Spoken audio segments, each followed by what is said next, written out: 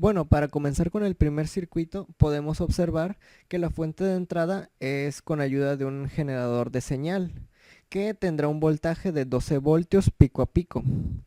Después tenemos una fuente DC de 2 voltios, un diodo de silicio y una resistencia de 1 kilo ohm. Para encontrar la señal de este circuito, primero se analizará el semiciclo positivo. Podemos observar que cuando está en este semiciclo, el diodo se polariza inversamente, por lo cual no dejaría fluir la corriente y entonces se abriría. Entonces podemos intuir que en este semiciclo el voltaje VO será cero.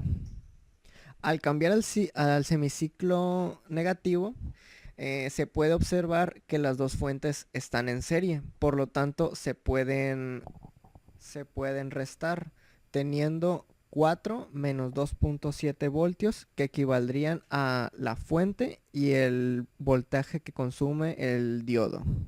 Entonces, al hacer esta resta, nos resulta en 3.3 voltios, que es lo que tendrá en el semiciclo negativo. Para comprobar la señal de salida utilizaremos el osciloscopio. En él, como se observa, podemos ver que en la señal amarilla tenemos la señal completa de 12 voltios pico a pico, mientras que en la señal azul tenemos la señal del circuito, resultante del circuito. Y si utilizamos el cursor para medir cuál es el pico en el que resalta, podemos observar que son 3.25 voltios, lo que equivaldría igual a los cálculos que hicimos teóricamente. El segundo circuito es un circuito en paralelo que está compuesto por un diodo de silicio, una resistencia de 1 kilo y una fuente de voltaje de Ca.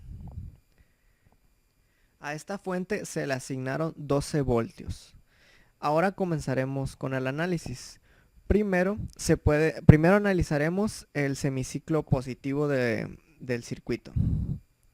Podemos observar que en el semiciclo positivo el diodo se polariza directamente, entonces sí puede fluir la corriente. Sin embargo, podemos ver que VO está en paralelo al diodo y a la fuente DC. Entonces, VO siempre será durante este ciclo el voltaje que haya entre esos dos componentes. Entonces podemos hacer un recorrido de voltaje en ese punto, entrando por el 0.7 positivo y restándole los menos 6 voltios, teniendo un resultado de menos 5.3, siendo este el voltaje que tendrá constantemente dentro del semiciclo positivo. Ahora pasando al semiciclo negativo, podemos observar que suceden distintas cosas. Por ejemplo, como los polos están intercambiados, ahora el diodo ya no está polarizado directo a la fuente Ca, pero sí sigue polarizado directamente a la fuente DC. Esto ocasiona que el voltaje VO sea el mismo que en el semiciclo positivo, hasta que el voltaje que administra Ca sea mayor al CD. Entonces, cuando suceda esto, el diodo se abrirá porque estará polarizado a la inversa.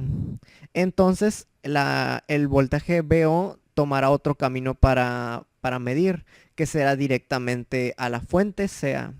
Entonces, tendrá un pico de máximo 12 voltios.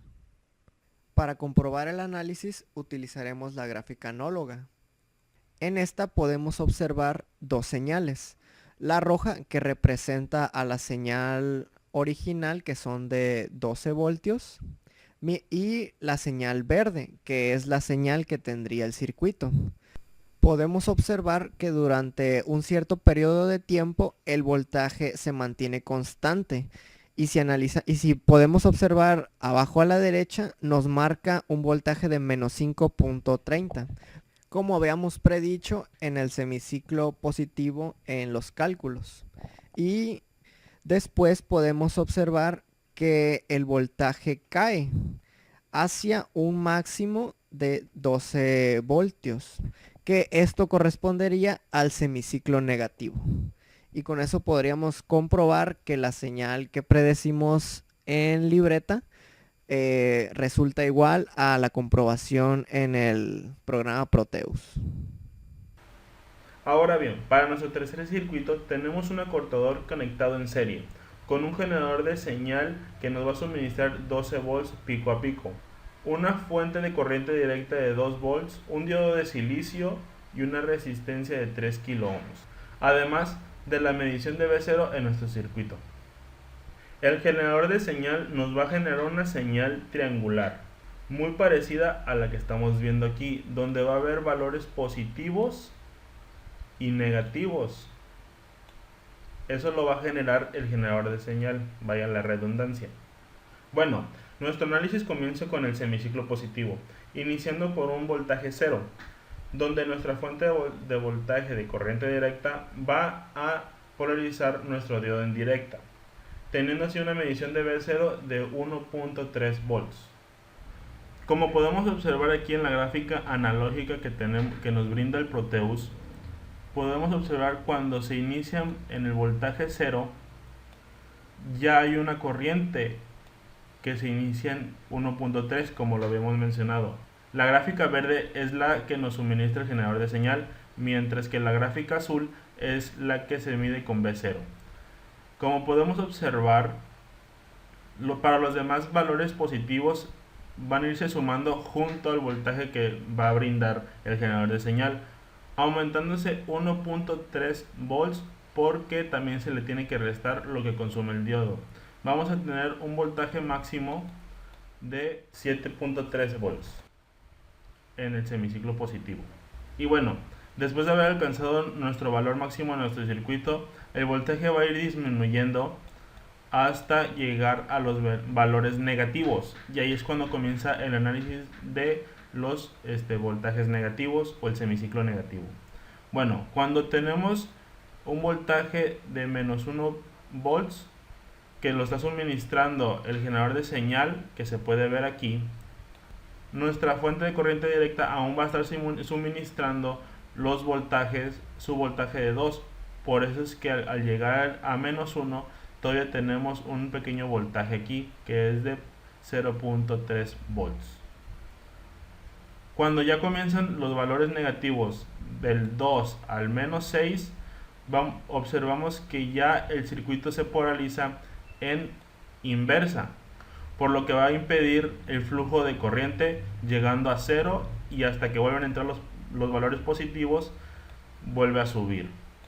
Podemos observar en el circuito 4 tenemos un diodo paralelo a la fuente y una fuente de corriente directa de 2 volts, así como una sola resistencia. Cuando hacemos el semiciclo positivo obtenemos un V0 de 2.7 y cuando tenemos un semiciclo negativo obtenemos el mismo valor de la fuente, o sea V0 igual a menos 6, haciendo que el voltaje de pico a pico sea de 8.7.